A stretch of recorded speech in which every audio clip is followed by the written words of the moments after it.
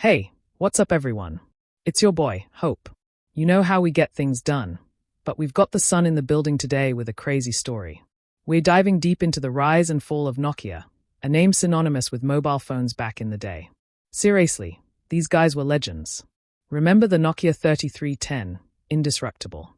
But times change and Nokia's story is a cautionary tale of how even the biggest players can stumble. Today we'll explore the key factors that led to Nokia's decline, dissecting each decision, each innovation, or lack thereof. So buckle up, hit that subscribe button, and get ready for a wild ride through the history of Nokia. Alright, let's rewind the clock back to the early 2000s. Nokia was on top of the world. Their phones were everywhere, known for their durability and, let's be real, that super satisfying keypad click. But then came the iPhone in 2007 and everything changed. Apple wasn't just iterating, they were reinventing. Touch screens, apps, a whole new way to interact with your phone. Nokia, meanwhile, was sticking with Symbian, their own operating system. Symbian wasn't bad, but it wasn't intuitive compared to the iPhone.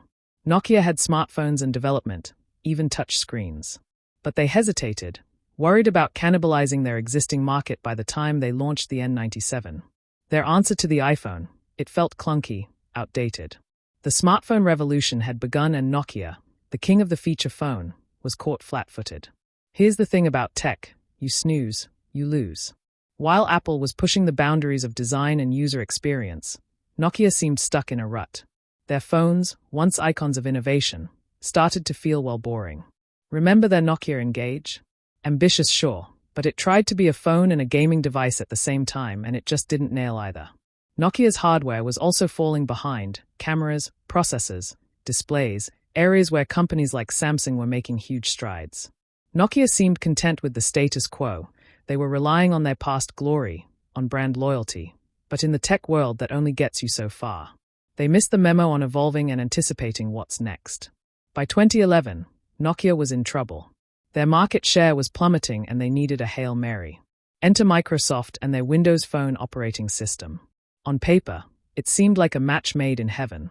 Nokia, the hardware giant, teaming up with Microsoft, the software powerhouse. But the reality was far less rosy.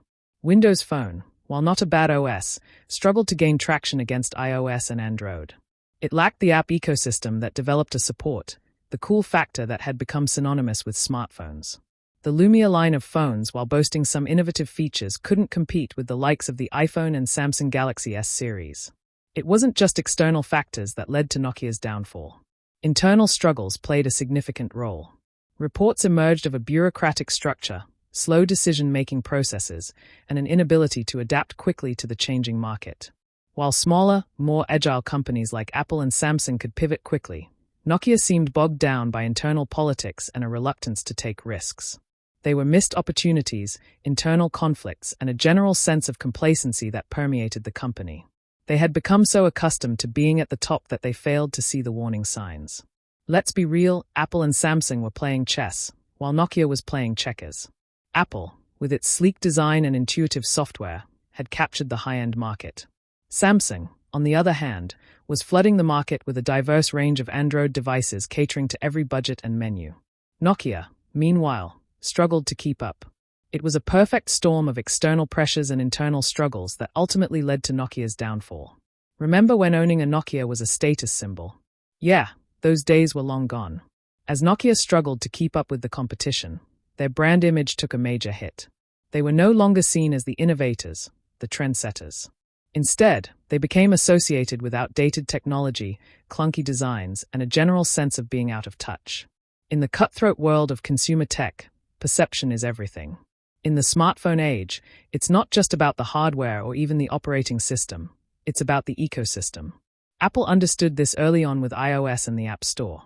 They created a closed ecosystem, tightly controlling both the hardware and software, which allowed for a seamless user experience. Developers flocked to the platform, creating millions of apps that enhance the functionality of iPhones and iPads. Nokia, on the other hand, struggled to create a compelling ecosystem around Symbian and later Windows Phone. Remember the tablet craze? Everyone and their grandma had an iPad. Apple had created a whole new category of devices, and once again Nokia was caught off guard. They eventually released the Nokia N1 tablet in 2014, a sleek, well-designed device that actually garnered some positive reviews. But it was too little. Too late. Nokia had missed the boat, and their late entry into the tablet market did little to change their fortunes. In 2013, in a move that surprised many, Microsoft acquired Nokia's mobile phone business for $7.2 billion. It was a last-ditch effort to save both companies, to combine Microsoft's software prowess with Nokia's hardware legacy. But the acquisition failed to deliver the desired results. In 2016, Microsoft wrote off the acquisition, effectively ending Nokia's reign as a major player in the mobile phone market. So, after such a dramatic fall from grace, what became of Nokia? Did they fade into obscurity? Another cautionary tale of technological disruption? Not quite. While Nokia exited the mobile phone market, they reinvented themselves, shifting their focus to networking equipment and telecommunications infrastructure. They became a major player in the 5G race, providing the backbone for the next generation of wireless networks. It was a strategic pivot that played to Nokia's strengths, their engineering prowess, and their history of innovation in the telecommunications industry. Nokia's story is a reminder that even in the face of adversity, reinvention is possible. Nokia's story is a powerful reminder of the importance of innovation and adaptability in the tech world. It's a story about the rise and fall of a giant, a company that once defined an entire industry, but ultimately failed to adapt to the changing tides. But it's also a story of resilience, reinvention. Thanks for watching, and don't forget to like, comment, and subscribe for more tech insights. See you in the next video.